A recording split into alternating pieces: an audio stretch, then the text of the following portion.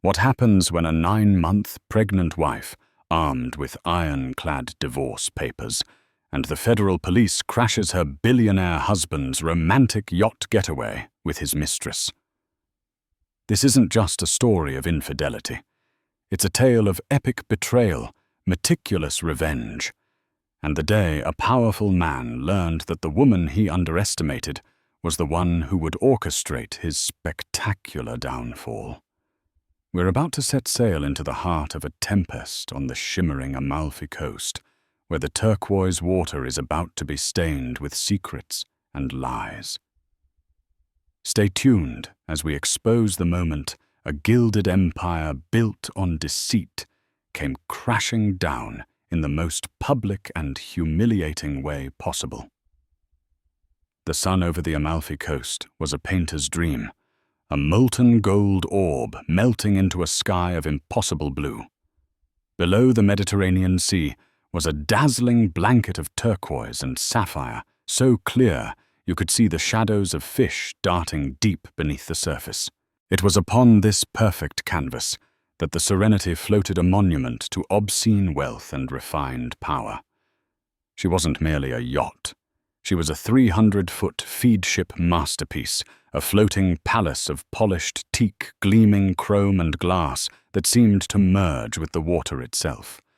Her owner, Julian Croft, stood on the aft deck, a man who mirrored his vessel sleek, powerful, and impeccably polished. Julian was a titan of the financial world, a hedge fund manager who played with markets the way a god might play with mortals. He hadn't just been born into money. He had taken his family's considerable fortune and multiplied it with a ferocity that terrified his rivals. He had a predator's smile eyes, the color of old money, and a charisma so potent it could bend reality to his will. At 42, he believed himself invincible, a modern-day king, surveying his kingdom from the deck of his warship. Draped over a plush sun lounger near him was Sienna, a woman whose beauty was as breathtaking as the Positano coastline clinging to the cliffs in the distance. At 24, she was a confection of sun-kissed skin, honey-blonde hair, and a figure that had launched 1,000 Instagram campaigns. She was an influencer, a model, a brand ambassador, a professional beauty, whose currency was desire. She held a flute of Dom Perignon Rosé, the pale pink liquid catching the afternoon light. "Is it always this perfect, Jewel?" she murmured, her voice a sultry purr. She shifted the tiny triangles of her designer bikini, doing little to conceal her ambitions. "Or did you arrange the sunset just for me?" Julian chuckled, a low, confident sound that rumbled in his chest. He moved to her side, his shadow falling over her. "For us, darling, I only deal in perfection." He ran a hand down her arm, his touch proprietary. "You're enjoying the Serenity. She's overwhelming." Sienna breathed, tilting her head back to look at him. "I've been on yachts before. Sponsored trips to Dubai, a weekend thing, with a music producer in Miami. But this..." She gestured vaguely at the opulent surroundings, the infinity pool that seemed to spill into the ocean, the discreet crew members who anticipated every need before it was voiced. "This is different. This is power." "It's a tool," Julian corrected gently, though her observation pleased him. "A place to escape the noise, the endless demands." He conveniently left out that the primary demand he was escaping was from his 9 months pregnant wife, Annalise.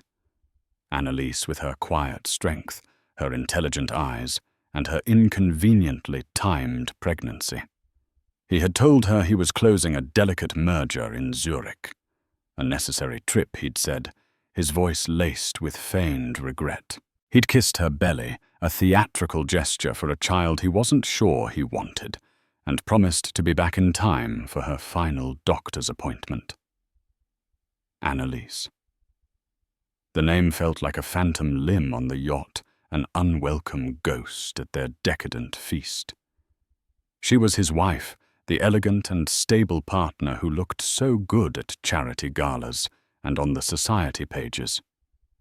An art historian from a good but not wealthy family, she was the anchor that made his high-flying life socially acceptable. But anchors could also be chains. Lately, her quiet observations had started to feel like judgments, her questions a little too perceptive. Her pregnancy, which should have been a crowning achievement, felt like a closing cage. Sienna, on the other hand, was the opposite of a cage. She was a breath of fresh, unencumbered air. She didn't care about his portfolio's ethical implications or the late hours he kept. She cared about the sparkle of the diamond bracelet he'd gifted her, the number of likes on the photos she'd artfully tagged from the yacht, and the promise of a future where she would be the one at the galas. Another bottle? I think Julian declared, snapping his fingers. A steward clad in crisp white materialized instantly. And bring the beluga, the good stuff. As the steward retreated, Sienna sat up, her eyes gleaming. You know, she said, lowering her voice conspiratorially, I was thinking about us, about the future. Julian's smile tightened almost imperceptibly. This was the part of the script he disliked, the inevitable pivot from carefree fun to expectations. The future is a beautiful sunny day, just like this one. But the nights are long, Jules, she countered, refusing to be dismissed. And they can be lonely. What happens when this trip is over? You go back to her. To the wife. She said the word wife, as if it were a disease. Annalise and I have an arrangement, he said coolly. A well-worn lie that even he was starting to find thin. It's complicated. Uncomplicated. Sienna urged, her hand now on his thigh, her nails tracing patterns on the fabric of his linen trousers. She has to know, deep down. Women always know. Why drag it out? Imagine the life we could have.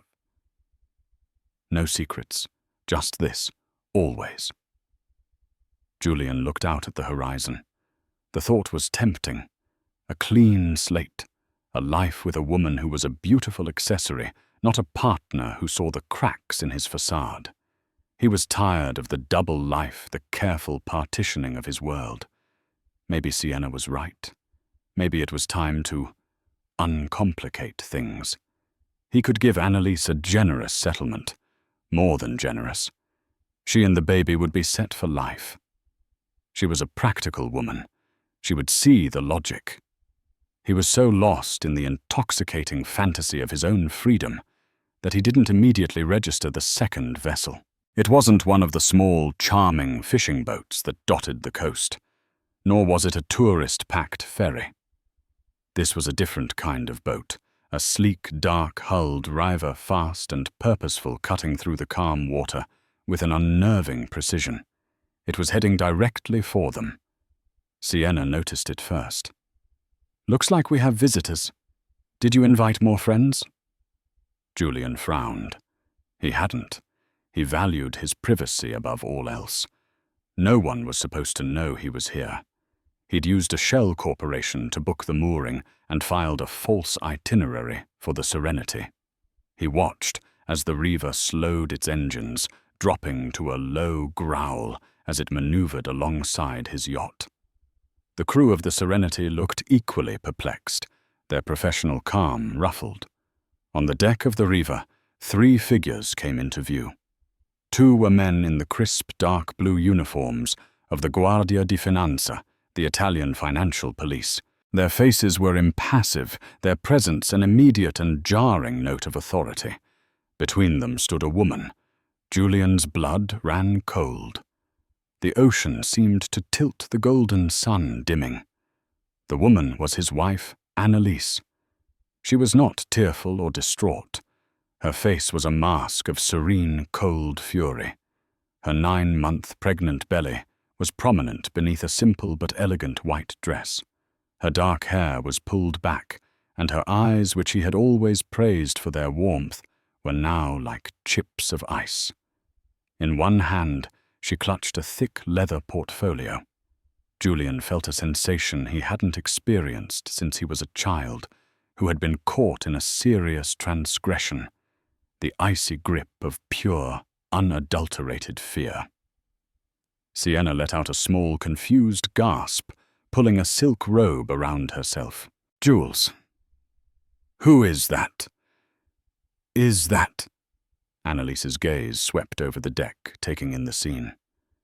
The champagne, the caviar, the half-naked mistress with a chilling lack of surprise, as if she were merely confirming data she already possessed.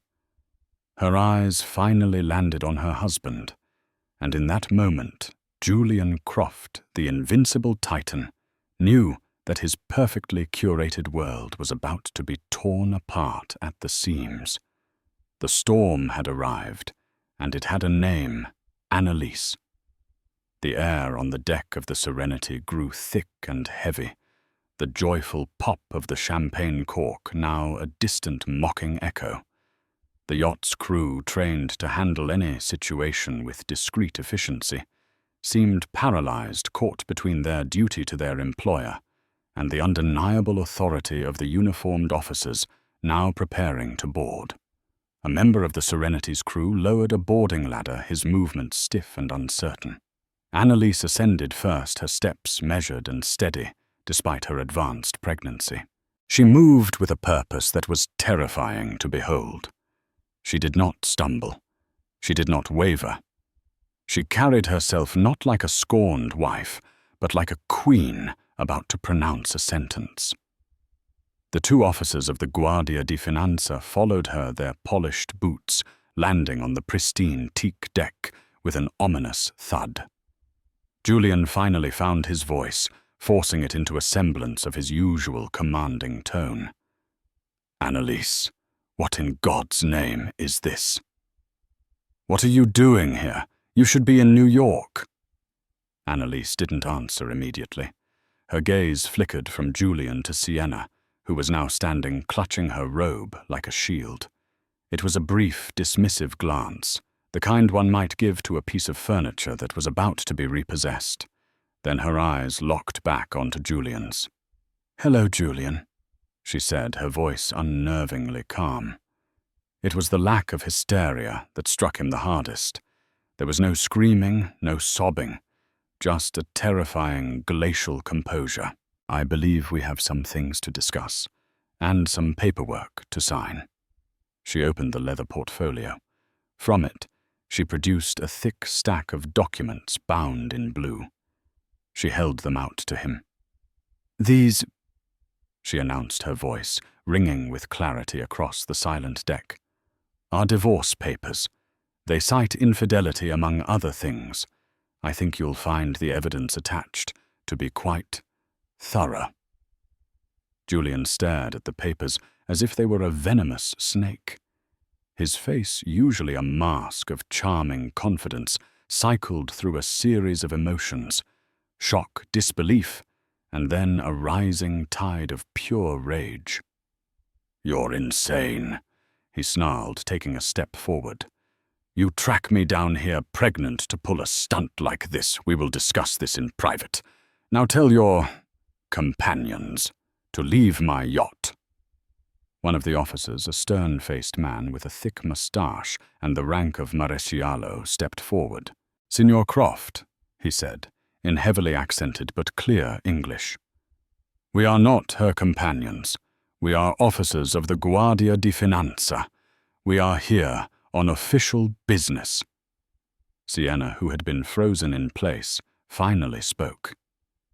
"Jules, what's going on?" she whispered, her voice trembling. "Who are these people?" "Stay out of this, Sienna." Julian snapped, not even looking at her.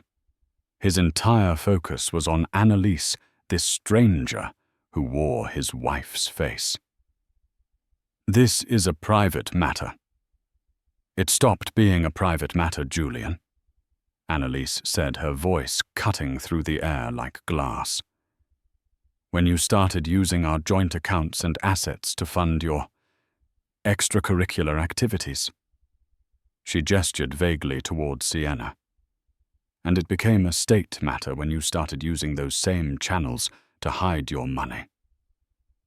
A new, more profound dread began to seep into Julian's bones, colder and deeper than the fear of divorce.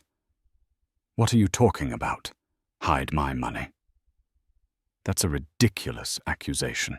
The Maresciallo spoke again, his tone brooking no argument. "Signor Croft, we have a warrant to search this vessel and to seize certain electronic devices and documents.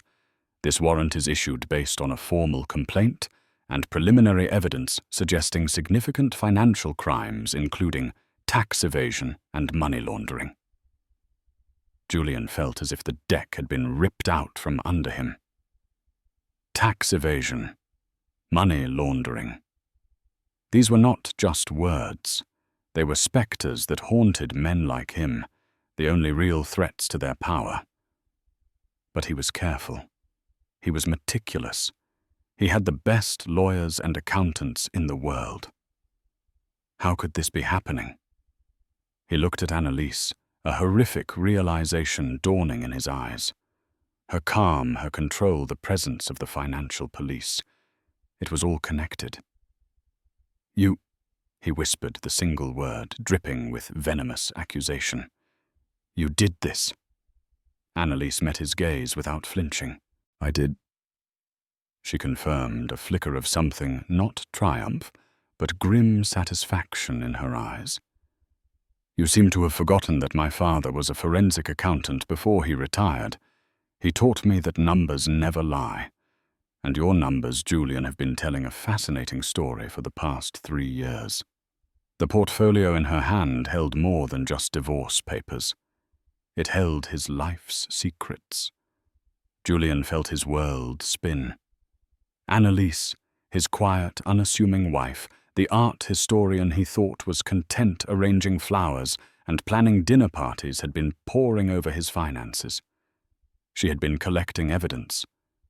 The trips he'd coded as business development in Monaco, the art purchases from obscure galleries that were really shell companies, the wire transfers to untraceable accounts in the Cayman Islands. He thought he had hidden it all behind a labyrinth of corporate complexity. But he had made one fatal mistake. He had underestimated her. He had seen her as part of the scenery of his life, not as a player in the game. "Why?"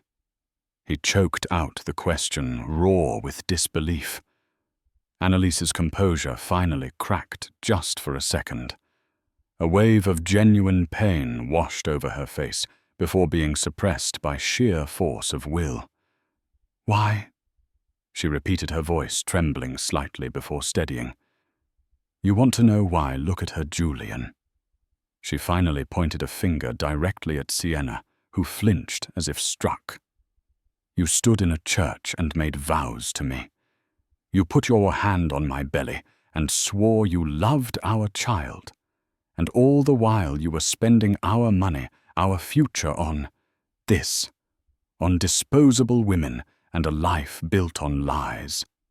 She took a deep breath. "I mourned our marriage for months, Julian. I cried myself to sleep in the beautiful empty mansion you bought for me. And then one day I realized that tears wouldn't protect my child. My child deserves a father who is present and honest, or he deserves a fortune built on something other than his father's crimes. Since you couldn't be the former, I decided to secure the latter." She turned to the Maresciallo.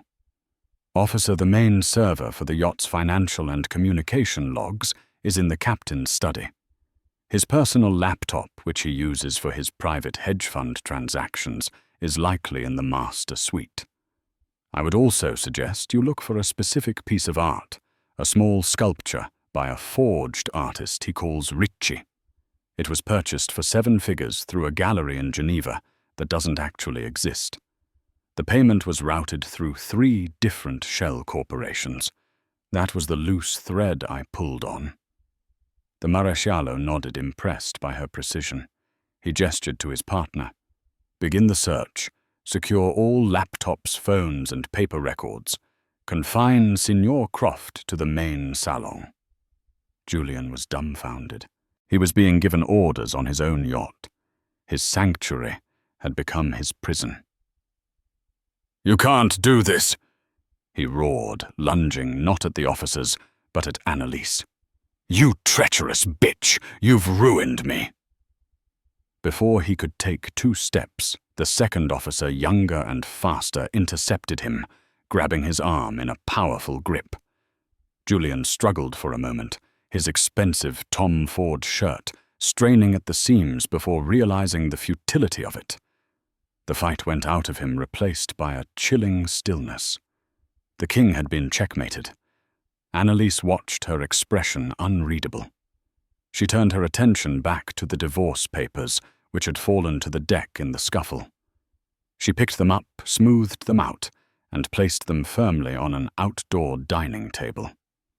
"My lawyer will be in touch with yours, Julian," she said, her voice once again devoid of emotion. "Assuming, of course, that you can still afford one." With that final devastating blow, she turned her back on him, on Sienna, on the life they had shared. She walked towards the boarding ladder, her posture erect, her white dress a beacon against the darkening blue of the sea. She had come, she had conquered, and now she was leaving the wreckage for him to drown in. As she descended back to the Riva, leaving Julian in the custody of the police on the deck of his seized vessel, the setting sun finally dipped below the horizon, plunging the world's most beautiful coastline into a sudden, unforgiving twilight. As the sleek Riva carrying Annalise sliced through the turquoise water, shrinking into a defiant speck against the grandeur of the Amalfi coastline, a vacuum of sound and energy formed on the deck of the Serenity. It was as if she had taken all the air with her. The pop of the champagne cork, the seductive music that had been playing softly, the easy laughter, all were now phantom echoes in a place that had transformed from a sanctuary into a crime scene. Julian stood rooted to the polished teak, the divorce papers Annalise had placed on the table, fluttering mockingly in the sea breeze. His world, once a solid, predictable structure built on the foundations of his own invincibility, had begun to liquefy. He felt a dizzying sense of vertigo, the kind one experiences when looking down from a great height, only he was looking up at the ruins of his own life. The sun felt too bright, the air too thin. He was the king of this vessel, the master of his universe. Yet the quiet authority with which the Guardia di Finanza officers moved through his space rendered him a ghost. One officer spoke quietly into his radio in Italian, his words sharp and clinical. The other began a methodical sweep of the deck, his eyes missing nothing. They ignored Julian, their indifference a more profound insult than any aggression could have been. He was no longer a player to be contended with. He was simply the subject of an investigation, an object to be managed. His gaze fell on Sienna. She was a statue carved from fear, still clutching the silk robe to her throat, as if it could ward off the disaster unfolding around her.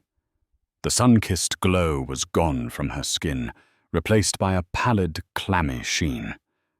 Her eyes, wide and terrified, darted from the officers to Julian, searching for an explanation, an escape route, a sign that the powerful man she had attached herself to was about to fix this. Julian's survival instincts honed in the cutthroat world of high finance finally clawed their way through the fog of his shock. He needed a plan. He needed control. "Sienna," he said, his voice a low, urgent command. "My phone. The black one. Get it and call Alex Vanguard. His number is pinned. Tell him I have a situation here. A domestic dispute that's gotten out of hand. Tell him to get on a plane." Sienna stared at him, her lips slightly parted. The command, the expectation that she would be his functional assistant in the middle of this chaos, seemed to baffle her. "Alex Vanguard. Your lawyer, Jules. What is happening?" They said money laundering." She whispered the words as if they were a curse that might be invoked by speaking them aloud. "It's nonsense," Julian snapped, his voice cracking with a rage born of pure terror. "It's my wife.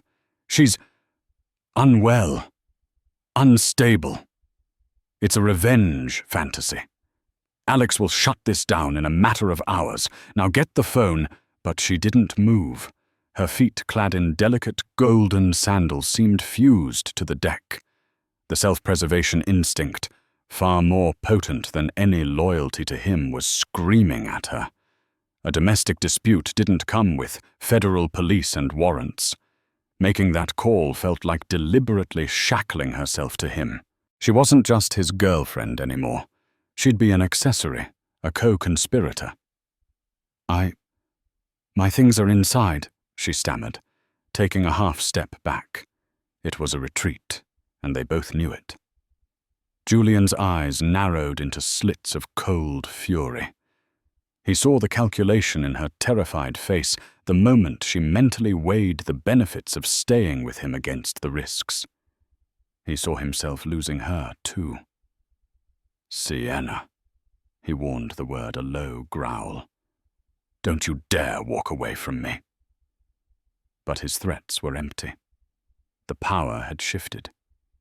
He was no longer the protector, the benefactor. He was the liability. With a final frightened glance, she turned and fled into the cool, air-conditioned interior of the yacht, leaving him utterly alone with the silent judging officers. The origins of this perfectly executed demolition did not begin with a private investigator or a dramatic confrontation. It began almost a year prior in the sterile silence of their Fifth Avenue triplex, a home so vast and pristine it felt more like a private museum than a place where people lived. Julian was away, supposedly, at a tech conference in Seattle.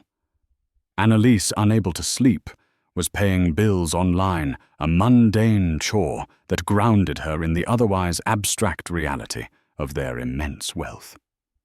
And there it was, a single anomalous line item on a joint credit card statement he rarely used. A charge for over 5,000 euros, not from Seattle, but from the Hôtel de Paris in Monte Carlo. It was for the Sweet Princess Grace, a room she knew was one of the most romantic and opulent in the world. It was a clumsy, arrogant mistake, the kind made by a man who had stopped bothering to cover his tracks with any real diligence. For another woman, it might have been the spark that lit a firestorm of tears and accusations. For Annalise, it was a key to a door she hadn't even realized was locked. Her father, a quiet, brilliant man who had spent 40 years as a forensic accountant, had taught her one fundamental truth. Everything leaves a trace. People lie, but numbers don't. Numbers tell a story. Her investigation began that night. Fueled by a cold, quiet dread, she went into Julian's magnificent home office, a room she rarely entered. It was his domain, a temple of dark wood, leather, and technology. She sat in his oversized chair, which still held the faint scent of his expensive cologne, and typed in a password she hadn't used in years, Archie 1998. The name of the golden retriever he'd had as a teenager. A sentimental detail he'd shared during their courtship a piece of himself he'd long since forgotten giving her. The computer unlocked. For hours she navigated through folders of market analyses and corporate reports, a world she had always been content to leave to him. Then she found it. A partition on the hard drive, encrypted and disguised as family archives. Using a decryption key she'd found in a notebook in his desk drawer, the serial number of his first Porsche, another relic of a past he thought was buried. She opened the partition. It was like staring into the abyss. There, laid out in meticulously organized spreadsheets and ledgers, was Julian's real life. It was a second set of books that detailed not a business, but a shadow empire built on deceit. She saw the network of shell corporations with absurd, bland names like Global Asset Holdings and Triton Investment Group, registered in Panama, the Caymans, the British Virgin Islands. She saw the wire transfers coded as consulting fees and acquisitions that flowed into these entities and then disappeared. And she saw the art. Julian had always presented his collecting as a passion, a shared interest between them. But on these ledgers, the art was just another currency. He would buy a sculpture from a gallery in Geneva for $2 million, funneling the money through 3 shell companies, then have the same piece appraised a year later for $5 million, and borrow against it, creating clean cash from thin air. She found the file on the forged artist he'd invented, Marco Ricci. There were fake auction records, forged provenance documents. It was a breathtakingly audacious fraud. Then she found the folder labeled G&E, Gifts and Entertainment. It was a log of his infidelities, recorded with the cold precision of an accountant. Names, dates, cities, and amounts. A diamond necklace for a model in Milan. Rent paid on a condo for a starlet in LA. And the most recent entries, thousands of dollars spent on Sienna R, including first-class flights, designer clothes, and hotel suites. She was not the first. She was just the latest and most expensive. The woman who walked out of that office as the sun rose over Central Park was not the same one who had entered. The grief was a physical force, a crushing weight on her chest. Their marriage, their life, everything she believed in, was a sham. She cried for 3 days, a silent, hollowed-out weeping in a house that felt like a mausoleum. The turning point came on the 4th day. She was lying in bed, staring at the ceiling, when she felt it a distinct fluttering kick from within her womb. It was a message from a future that had nothing to do with Julian's lies. It was her child, a real innocent life that deserved more than a legacy of crime and a father who was a phantom. In that moment, the grief didn't vanish, but it crystallized. It hardened into a diamond-sharp resolve. She would not be a victim.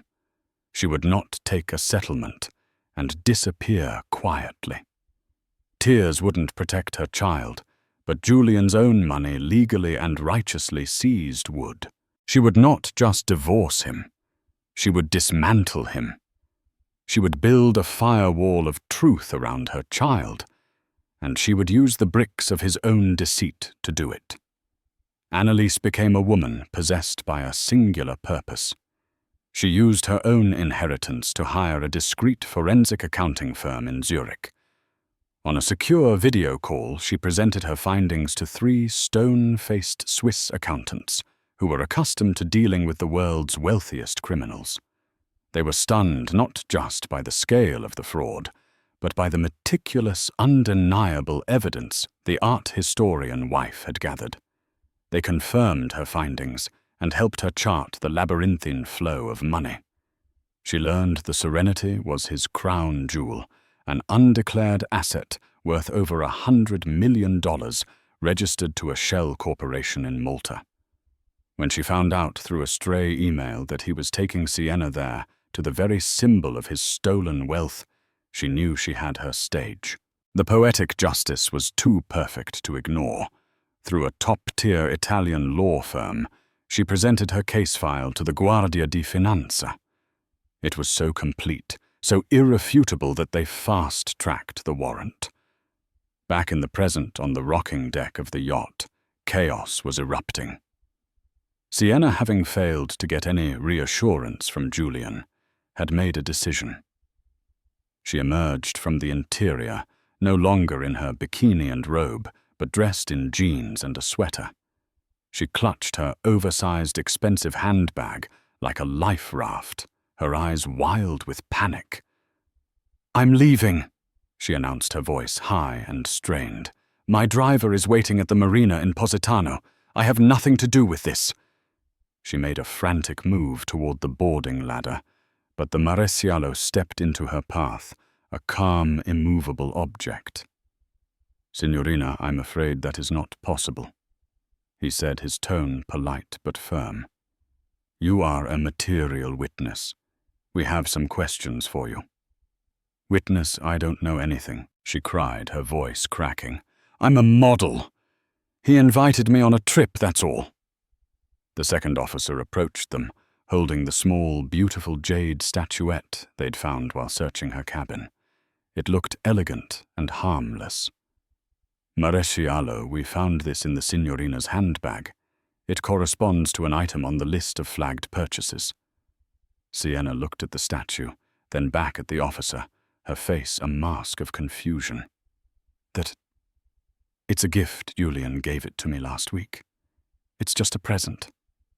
The Maresciallo took the statuette, weighing it in his hand. He looked at Sienna, and for the first time a hint of pity entered his eyes. "Signorina Rossi," he said, using her full name and making it sound like a verdict. "This present was purchased for 200,000 euros through a Panamanian corporation called Viridian Trading, which our preliminary investigation shows is a front for laundering art sale proceeds. It is a key piece of physical evidence. You were found in possession of it, attempting to leave the vessel." He paused, letting the words sink in. "I am afraid this complicates your position significantly. You are no longer just a witness." The meaning behind his carefully chosen words crashed down on Sienna with the force of a physical blow. She wasn't an innocent bystander. She wasn't a victim. In the eyes of the law, she was an accomplice, caught red-handed with the spoils of a crime. Her face crumpled, the carefully constructed mask of the glamorous influencer, dissolving to reveal the terrified young woman beneath. A gut-wrenching sob escaped her lips as she sank onto a nearby deck chair, her head in her hands. Julian watched the entire exchange, a pulled, bitter laugh catching in his throat. The irony was suffocating. His wife had betrayed him with her intellect. His mistress had unwittingly implicated herself with her greed. Everyone had turned on him. Everyone had abandoned him. He was utterly, completely alone, surrounded by the wreckage of a life he had believed to be perfect. And he knew with a certainty that settled deep in his bones that this was not the end. This was just the beginning of his descent into hell.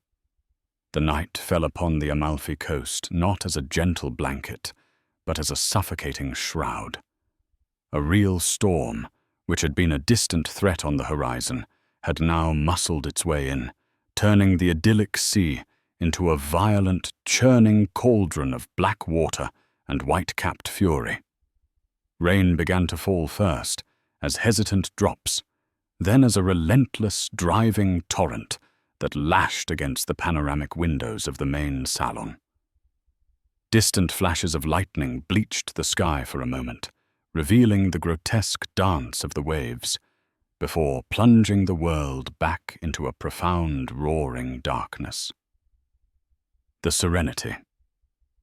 The pinnacle of maritime engineering groaned under the assault, its gentle rocking replaced by jarring lurches that spoke of the sea's raw power. Inside, the atmosphere was even more oppressive.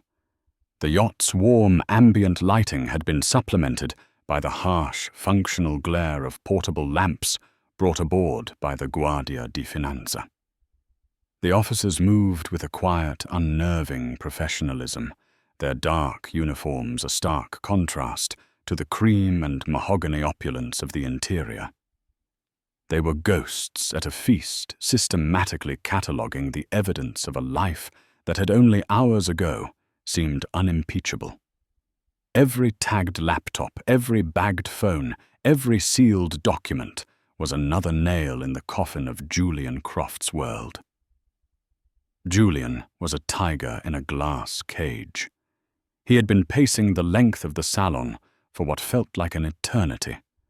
The plush Aubusson carpet doing nothing to soften the harsh impact of his steps. The physical confinement was galling, but it was the loss of control that was eating him alive.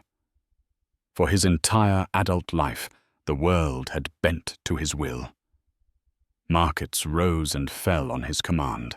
People answered his calls. Doors opened. Problems vanished.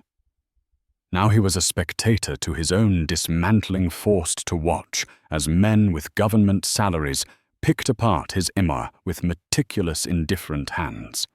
His rage had burned itself out, leaving behind the cold, heavy ash of dread. He was trapped, and the architect of his prison was the one person he had never considered a threat. In a guest cabin on the lower deck, Sienna was experiencing her own private hell. The questioning by the Maresciallo had been deceptively polite, yet utterly terrifying. He hadn't accused her of anything directly. He had simply asked questions. When did she meet Signor Croft? What was the nature of their relationship? Had she traveled with him before? Did she know his wife? Was she aware of his business dealings? And then the question about the gifts. He had laid out photos of the Cartier bracelet, the handbags, and finally the small jade statuette they had found in her purse. "This is a lovely piece, Signorina," the officer had said, his voice neutral. Signor Croft was very generous. "Do you know where he acquired it?" Sienna had just shaken her head, her throat tight with fear. The intricate web of shell corporations and laundered money the officer briefly alluded to was a language she didn't speak. She understood brands followers and flattering angles. She did not understand wire fraud or international asset tracing. She was a swimmer who had been happily paddling in the sunlit shallows only to be dragged into the crushing, lightless deep. The officer's final words before leaving her in the cabin echoed in her mind. "You will need to remain on the vessel. You are a material witness, and your possession of this item complicates your position." Complicates your position. The sterile legal phrase was a death sentence to the life she had been building. Her name was now tied to Julian's. The scandal would be her scandal. The headlines would feature her face. She would not be remembered as a successful influencer, but as a billionaire's mistress, a foolish girl caught holding the stolen goods. A desperate primal anger began to bubble up through her terror. An anger at Julian. He had done this to her. He had lied, wrapping his sordid secrets in a glittering package of romance and promises. He had used her, and now he was going to discard her. The fantasy she had nurtured of being the one to finally win him, of becoming Mrs. Croft, shattered into a million pieces, revealing the ugly reality underneath. She wasn't his partner. She was his collateral damage. She needed to see him. She needed to force him to acknowledge what he had done to her. It was this desperate, furious need that propelled her from the cabin and up the stairs to the main salon. When the door opened, Julian looked up, his face a mask of irritation. He saw her not as a fellow victim, but as another complication, another buzzing insect distracting him from the central problem of his own survival. "Julian!" Sienna said, her voice a raw quiver. "I need to talk to you." He waved a dismissive hand. "I have nothing to say to you, Sienna. You should be trying to figure out how to explain that statue to them, not bothering me." The coldness of his tone, the immediate shift of blame, snapped the last thread of her composure. "Don't you dare," she shot back, stepping fully into the room. The Maresciallo, standing discreetly near the main exit, watched them both, his face impassive. "Don't you dare try to pin this on me. You lied to me about everything. Your whole life is a lie. You told me she was an ex-wife in all but name, a business arrangement. You told me it was over." Julian let out a bitter scoff, turning to face her fully. The hunted look in his eyes was replaced by a familiar, cruel arrogance. "And you were so innocent in all of this. The naive little girl, you never once stopped to ask where the money for the 5-star hotels and the private jets came from. Did you? You just held out your perfectly manicured hand and smiled for the camera. You saw exactly what you wanted to see. So don't you dare pretend you're some virginal victim in all of this." His words were like slaps to the face, each one landing with brutal accuracy. He was right in a way. She had chosen not to see. She had willingly participated in the fantasy because the reality of her own life was so much less glamorous. But his hypocrisy was breathtaking. "I have something to tell you, Julian," she said, her voice suddenly low, her hands instinctively wrapping around her flat stomach in a gesture of primal protection. The storm outside unleashed a furious gust of wind that rattled the yacht's frame. "Something that changes everything." Julian rolled his eyes. The master of drama now impatient with anyone else's. "What now? Have you suddenly remembered you're a secret agent working for my rivals? Spare me the melodrama. My life is already a 3-act tragedy." Sienna took a shaky breath, the air thick with unspoken words. The decision to say it here now in front of a police officer was an act of pure desperation. It was the only card she had left to play. "I'm pregnant." The 2 words fell into the tense salon and seemed to absorb all the sound, even the roar of the storm outside. Julian, who had been turning away, froze mid-stride. He slowly turned back, his face a canvas of disbelief. The officer by the door did not move, but a flicker of something professional curiosity perhaps passed through his eyes. "You're what?" Julian whispered, the sound barely audible. "Pregnant." She repeated the word stronger this time, fueled by a cocktail of fear and defiance. "About 2 months along. I have the doctor's report in my purse as proof. I was going to tell you this weekend. On this trip." "I thought it would be perfect." A sob caught in her throat. "I thought you'd be happy." Julian stared at her, his mind struggling to compute this new cataclysmic piece of data. Another pregnancy. Another child. It was impossible. It was a tactical nightmare. And then the cynical, calculating part of his brain took over, dismissing the biological reality and focusing solely on the strategic implication. It was a lie. It had to be. "You're lying," he said, his voice flat and devoid of emotion. "This is a pathetic, desperate Hail Mary to save yourself. You think this makes you a victim in their eyes. You think they'll go easy on the pregnant mistress. It makes you look worse. It makes you look calculating." "I am not lying, Julian," she insisted, hot tears finally spilling down her cheeks, tracing paths through her expensive foundation. "Why would I lie about this? I was scared to tell you. I was scared it would ruin the fantasy, that it would make things too real. But it is real." The Maresciallo finally stepped forward, his presence grounding the hysterical scene in sober reality. "Signorina, Signor Croft, this is not the time or the place." "No!" Sienna shrieked, whirling to face the officer. He needs to hear this. He needs to understand what he has done. He dangles this perfect life in front of me. Promises me the world. He gets me pregnant. And now he wants to throw me away like I'm nothing, because his real wife finally caught up with his lies. Her accusation, raw and visceral, echoed in the salon. It was the ugly, unvarnished truth, stripped of all its charm and romance. Julian stared at her stomach, where a life he had unwittingly created was growing. The news didn't soften him. It didn't spark a flicker of responsibility or compassion. It hardened him. It was just another front in a war. He was losing another messy complication in Annalise's clean, elegant checkmate.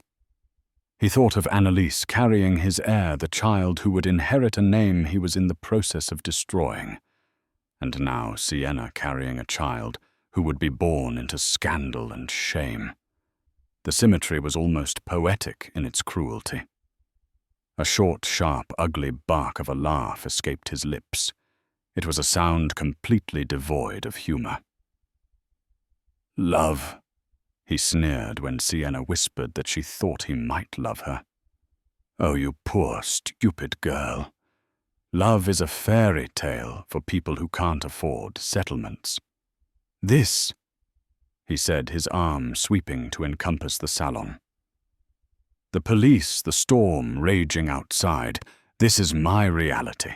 It's a world of assets and liabilities, and you, my dear, along with your little news, have just become the most significant liability imaginable." The utter cruelty of the statement, the reduction of her and their unborn child to a line item on a balance sheet, finally extinguished the last ember of hope in Sienna's heart. The man she thought she was falling in love with had never existed. He was a phantom, a construct of her own desires. The real man stood before her, and he was a monster. "That is enough," the Maresciallo commanded, his voice sharp with authority. He gestured to his partner. "Escort the Signorina back to her cabin. She is to have no further contact with Signor Croft." Sienna didn't resist. The fight was gone, replaced by a hollow, crushing defeat. She gave Julian one final look, not of love or even sadness, but of pure, crystalline hatred. It was the look of a woman who had seen the devil and had for a time mistaken him for a savior. As she was led away, her shoulders slumped. She was no longer an aspiring star, but just another girl, broken on the wheel of a powerful man's ambition. Julian watched her go, then sank onto the sofa, the fine leather sighing under his weight. He was alone again in the eye of two converging storms. His world was in ruins, betrayed by his wife, abandoned by his mistress, hunted by the law. He leaned forward, burying his face in his hands. For a moment he allowed himself to feel the full, crushing weight of his defeat. He thought of Annalise, her poise, her planning, her quiet, devastating execution. A sliver of something that felt disturbingly like professional admiration cut through his despair. She hadn't just gotten emotional. She had gotten strategic. She had gathered her weapons, chosen her battlefield, and launched an attack so precise it was almost beautiful in its lethality. He, the great Julian Croft, had been outplayed by the art historian he'd relegated to the background of his life. And then as the storm outside reached its crescendo, a new thought began to form in the wreckage of his mind.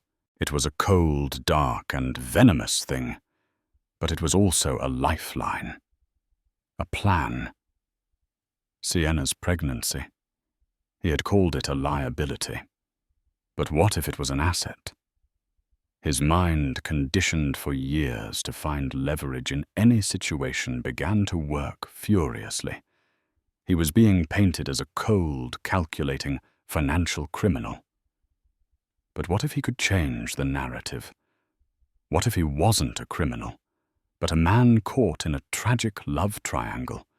A man whose vindictive, jealous, and emotionally unstable wife had conspired to ruin him at the exact moment he was about to start a new family with the woman he truly loved. He could leak the story. Anonymously, of course. He could frame Annalise's perfectly legal and justified actions as the hysterical revenge of a woman scorned. He could use Sienna's pregnancy as a shield and a sword. It would muddy the waters. It would transform a clear-cut financial investigation into a sordid, messy tabloid spectacle. It would force Annalise to fight not just in a courtroom, but in the court of public opinion. It might not save him from prison, but it would wound her deeply. It would tarnish her victory and drag her immaculate reputation through the same gutter he now found himself in. A slow, twisted smile spread across Julian Croft's face. It was the first time he had smiled in hours, and it was a horrifying sight. He was cornered, beaten, and facing ruin. But he wasn't dead yet. He had lost his kingdom, his freedom, his fortune. But he had one thing left: his capacity for cruelty. If he was going down, he would burn the whole world to the ground, and he would make sure Annalise was standing in the center of the blaze. The war, he realized with a jolt of adrenaline, was not over. It had just entered a new, far more vicious phase. So the stage is set for an explosive fallout. A powerful man brought to his knees a wife who became a warrior, and a mistress caught in a crossfire she never anticipated. This was the day the bill for a life of lies came due. But is this the end, or just the beginning of a new, dirtier war? What happens when the legal teams descend and the story hits the tabloids? Can Annalise protect her child and her hard-won freedom, or will Julian's desperation drag her back into the mud with him? If you were captivated by this story of high-stakes drama and intricate revenge, let us know in the comments below. Who do you think will ultimately win this war? Drop a justice for Annalise if you're on her side. Your engagement helps us create more stories like this. Don't forget to hit that like button, share this video with someone who loves a good story, and most importantly, subscribe and turn on notifications so you don't miss the next chapter of an epic tale.